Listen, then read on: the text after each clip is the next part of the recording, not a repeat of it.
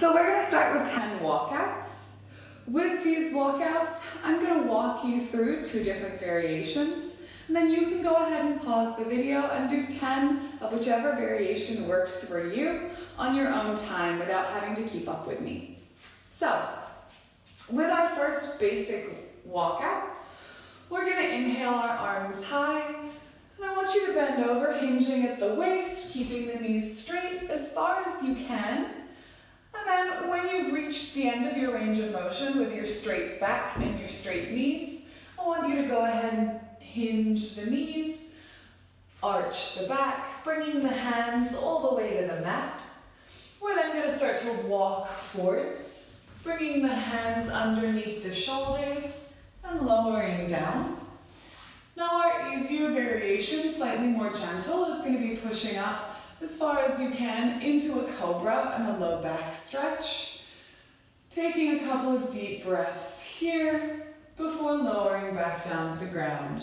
We're going to curl the toes under, squeeze the glutes, engage the abs, and push up in as close to a plank position as you can. And then we're just going to walk the hands back and roll the spine up. Now our slightly harder variation of this, you're more than welcome to split them up into 5 and 5, or just stick with our cobra variation if that's challenging enough doing that plank push-up. Our other variation, instead of the back stretch, is just a straight push-up down to the ground and back up again. So, starting the same way, inhaling high, hinging at the waist, coming down as far as you can before we bend the knees and arch the back. Walking the hands out, getting into that nice solid plank position, lowering down, coming back up, and walking our way back to our stand. Go ahead and do 10 of these, either with our cobra variation or with our push-up variation.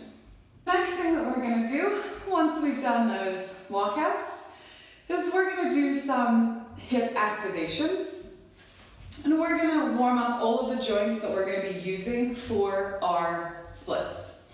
With that, it's going to incorporate the spine, the hip flexors, the knees, and the ankles. Even though you don't necessarily think about them, I'm going to be asking you to flex and to point your toes and to really pull in on that kneecap to force that leg straight.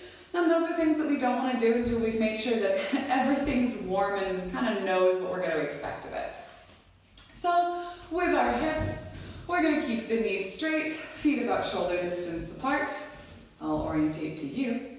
And we're going to push the hips out on either side, trying to keep the torso as still as possible, and just moving that lower back and pushing through those hips. We're going to do about 8 of these on either side, so 16 total if you count each time you move. And then we're going to switch over to a pelvic thrust forward, so soft knees, really squeezing the glutes, tilting the hip bones up towards the ceiling, and then pushing back, really engaging the lower spine here, nice arch through the back, and then forwards again. Once again, 8 of these if you count forward and back, or 16 of these if you count every time your hips pulse center. Once we've done those, we're going to connect these points into a circle. So forwards, side, back, side, and forwards again. And we're just going to do 4 of these in each direction, so we're already almost done. And then when we get back to the front, we're going to switch directions. And 2, keeping that squeeze at the back and that push forwards. And last one. Good job. We're going to move into our knees. So coming down, feet together, we want to try and keep our feet as flat on the ground as possible for this stretch. So we're already starting to warm up those ankles.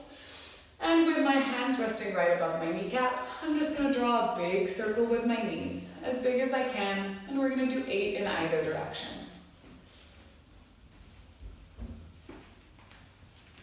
And switch directions.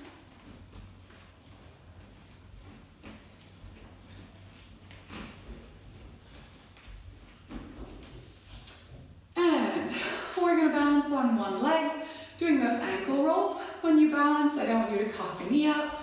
I just want you to transfer your weight over to one straight leg, and then we're gonna roll out our ankles. Once again, 8 to 10 in either direction. When you get to 8 or 10, go ahead and switch directions. What you'll find is that you have one ankle, most people do at least, that's a little bit more tender than the other one. This tends to be our weak ankle, the ankle that we sprained in the past, or the ankle that just is never as happy wearing our favorite pair of heels. So that one you're gonna wanna do 10 times. You're gonna wanna make sure that you're really easing through that motion and starting to warm up that specific space that isn't always happy when you ask it to work for you. And once we've done our 8 to 10 in either direction on either foot, we're gonna come back to middle for our hip flexor warm up. For this, the feet are gonna be shoulder distance apart. Once again, shifting the weight to one leg, we're gonna lift one leg out in front of us, bring it to the side, tap it down, and lift it back up. Good. 8 of these on either side.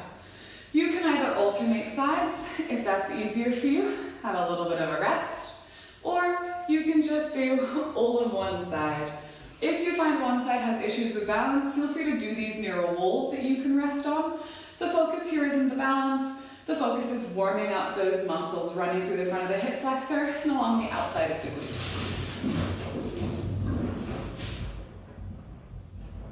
Just stampede in my house.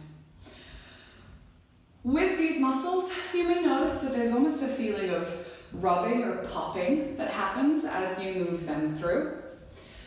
That's nothing to be concerned about. Everyone has that to a degree when they begin stretching. These muscles we tend to only think about when we hurt them. So going up a staircase, overstretching in a split when you were younger, all of that sharp pain, since we don't really rest these muscles, we tend to just continue on throughout our day with a little bit of a limp. They do build scar tissue.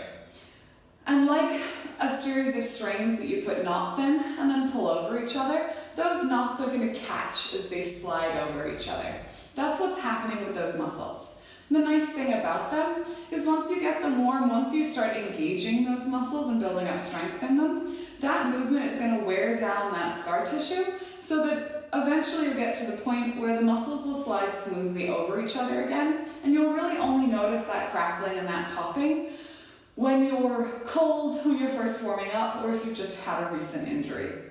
So that's very natural, don't be worried about it, everybody has that. You're not doing anything wrong, it's not that there's something wrong with those muscles. They just need a little bit more TLC, and this is their way of telling you.